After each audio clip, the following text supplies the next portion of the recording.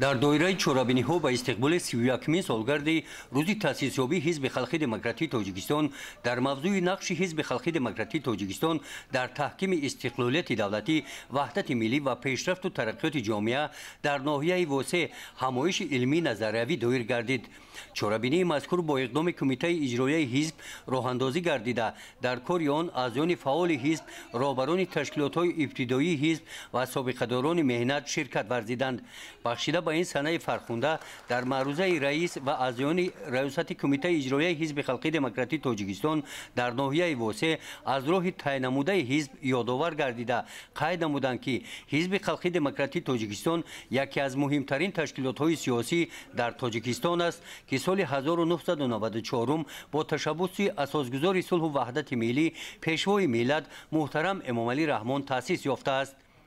طی 31 سال فعالیت حزب خلق دموکراتی تاجیکستان همچون قوای پیشبرنده سیاسی و اصلاحات در جامعه شناخته شده نقش مهم را در تحکیم صلح و ثبات، رشد اجتماعی و اقتصادی و سیاسی کشور بازیده است.